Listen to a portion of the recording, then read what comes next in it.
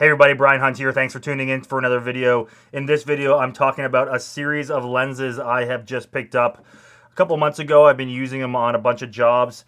These are the Sigma Art Series zoom lenses. I have a 14 to 24 2.8. I have the 24 to 70 2.8, and I have the hefty 70 to 200 2.8. Now, full disclosure, I have done work for Sigma Canada in the past. I have done paid work with Sigma Canada in the past. These lenses that I have now, I did not get any compensation for. I didn't do any work for them. I did not get any discount on them. I bought them directly from a retailer and paid full pop for them. So just want to put that disclosure out there first, that this is a review, just an honest review. I'm not being paid by Sigma for this. I haven't been given anything to do this review. Now, I do love the Sigma Art Series lenses. I've used the cinema ones, which I did in a video before for the Sigma Artisan series. I have the 24, which was the first one I ever got from them, and it was awesome. Still use it all the time. One of my favorite lenses. I have the 35. I have the 85. I'm trying to sell my Canon 50mm 1.2. If you want to buy it, link is in the comments. I'm wanting to sell it because I want to get the Sigma 50mm 1.4 because it will work better on my FX9 with the autofocus, which I'm using right now. The Canon glass that I had been using a lot as a workhorse before, I had the 70-200 2.8, the 16-35 2.8, at 24 to 70 2.8, and I've had a bunch of the 24 to 105 f4s IS that were a real workhorse for a ton of documentary work. I mean, there's one feature documentary that I was a DOP on, and I would say probably 90% of that film was shot on all shot on the Sony FS7, or majority of it, and it was majority of it, 90% of it was shot with the Canon 24 to 105. It's a great range. It has IS on it. It's a decent stop. Those lenses, the Canon lenses I had, were over 10 years old. I think I got them in 2008. They're pretty beat up, a little bit older. I was looking for something new, and I had used a bunch of the other zoom lenses from Sigma and some of their primes. I did fall in love with their prime 14mm 1.4. Amazing lens. Super wide lens on full frame. Gives you an awesome shallow depth of field. You can get that like focus in really close and have like beautiful fall off. But I like using zoom lenses. If you'll see in my review on my Fujinon MK lenses on why I like using zoom lenses, is just for me, for the type of work I'm doing, for the type of kind of documentary style work I'm doing, branded content, being able to move fast and quick is one of my biggest things. I don't have a lot of crew with me, or sometimes have no crew with me, maybe a production assistant. So being able to stick on a couple lenses and not have to be changing lenses all the time is a big deal. You know, if you're on a commercial set or you're on a feature set, prime lenses could very well be the perfect thing to use. But for me, I've really found that zoom lenses have helped me speed up my productivity when I'm on set and able to get a series of different kind of shots and different framing. So the first one I have is this 14 to 24 2.8. It's a super heavy, hefty lens, but it does a beautiful, beautiful job. At 14mm on a full frame camera, this thing looks awesome. It doesn't distort too much. It's not like a fisheye. It's very usable. If you're doing interiors, if you're doing stuff for real estate, this is an awesome lens. You're gonna be able to get a really wide thing on your cameras.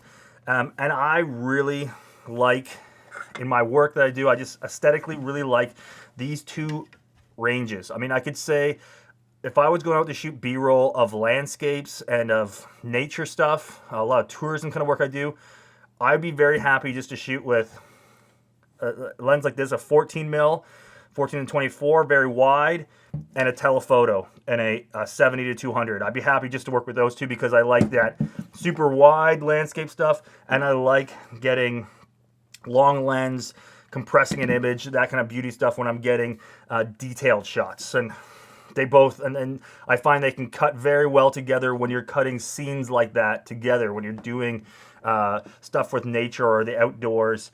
What I also like about a really wide lens, I find this on gimbals, on things like jibs, anything with movement, a wide angle lens really is going to help to exaggerate that movement. It can make something look really cool.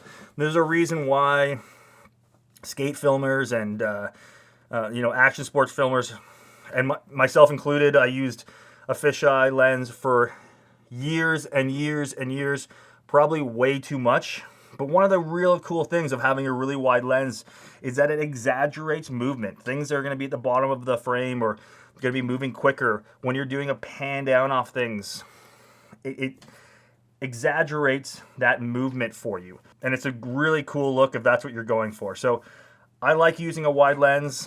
This gives me a great coverage, and 2.8 is fast enough that I can use this in still some low light situations.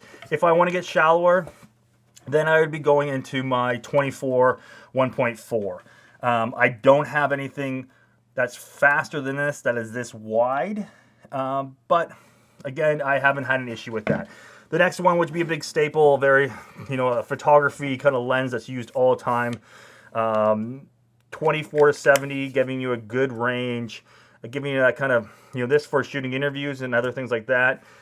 I can get a 24, I can reframe to a 35, I can reframe to a 50, I can reframe to a 70, and all the little multiples or fractions in between, so I can get a lot of different things. And sometimes I am doing that in interviews. Sometimes if I know it's a part where I need to make a cut, I might push in a little bit on somebody. Maybe I go from a 24 to a 50, so I know I have a cut part, and get them to redo those lines again. A lot of times we weren't doing that before or in the last few years because we were shooting 4K and doing a 1080 finish on majority of projects, but now we are doing 4K shooting and 4K delivery, so we don't have as much flexibility a lot of times to punch in on the image. We got a little bit spoiled with that, so I do play with that a little bit sometimes when doing interviews. Another great things on this, the Sigma 24 to 70, it also has IS built into it, so I can turn that on. Again, they're a great feeling. I love the feel of the Sigma's focus on their EF mounted lenses. It has a bit of resistance to it, so it's it's not like using some of the Sony lenses where it's like you can really feel it spinning. This has a little bit of resistance to it, and it doesn't have a hard stop, but you can feel where it ends there. And this can be very helpful for me for when I'm pulling focus manually, and also when I'm setting this up on a follow focus or a remote follow focus, that I can easily, when I'm programming the stops, kind of find those places. And I should mention to you guys why I'm using the EF, the Canon mount version of these lenses when I'm using majority-wise on my Sony cameras, and why I'm not using an E mount, the native Sony mount. The reason being I am doing that is because I want the versatility with the EF. I do still have some other cameras. I do have the Blackmagic pocket cameras. I'm probably going to be getting some other cameras in the future. Looking at the Z camera to do some testing with. I have a GH5 we still use for some projects. Having the versatility of the EF mount over an E mount, I find a lot more practical for me. It's a better investment for me because I can use it on more cameras. If I want to rent a Red and use my own lenses, some other cameras like that will having EF mount over an E mount for me becomes a lot more practical. So that's the only reasons. Otherwise, I know Sigma does make the 14 to 24 in an E mount. They make the 24 to 70 in an E mount.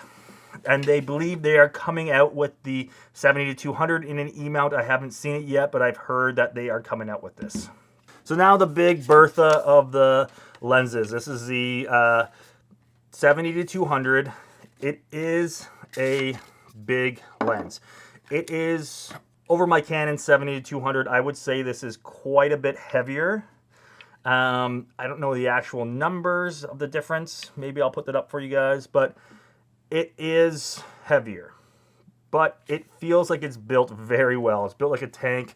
A little bit different things. You have your zooms up top here. Your focus is down here. And this has been working awesome for me. And the autofocus has been working great for it. I really like the all black on it. It has IS built in. And I've just been very happy with how well this lens has been working. All the great features on it. Another big selling point for this Sigma glass is its price point as well. I mean, this is a huge selling point. It's great glass, it's sharp, it works just as well or better in my opinion in some situations than the Canon glass, than the Sony glass. And like this lens is way, way cheaper than the equivalent Sony lens in this. I mean, like, it is half the price of the Sony lens. And I can't see any reasons why I would rather use the Sony lens in this. And it, just for the price point of these things, they are amazing. They are great. They are just as good as the Canon, just as good or better than the Canon, just as good or better than the Sony lenses. So I'm interested to know from you guys, what do you think? What lenses are you using? Do you use Sigma glass? Do you not use Sigma glass? Do you agree with my argument? Do you think that these are better than the Canon glasses? The only reasons I could see about buying Sony glass and Canon glass over the Sigma glass and stuff I've heard from retailers selling them is that those other lenses might have better resale. Okay, they might hold their value a bit more and they might be easier to resell again. For myself, I'm hoping to be holding on to these for another 10 years like I had with my Canon lenses, so I'm not in the plans of selling this anytime soon at all, and probably won't be selling these. It'll probably be part of my kit for a long time. By 10 years from now, they'll be very banged up and scratched up, so somebody might not want to buy them off me anyways. But that's one of the few arguments I've heard why people are choosing to buy the Sony lenses and the Canon lenses over the Sigma lenses. But if you do your research and you look at the things, optically wise, these are amazing. Price wise, these are amazing, and I would highly recommend these lenses to anybody. So thanks so much guys for watching this video. Please subscribe to the channel. Please give us a thumbs up if you liked the video. Please give the thumbs down if you did not like the video. Please think of giving a comment on the video. Let me know what you're thinking about these lenses. Anything else you'd like to see, and we'll see you guys on the next one.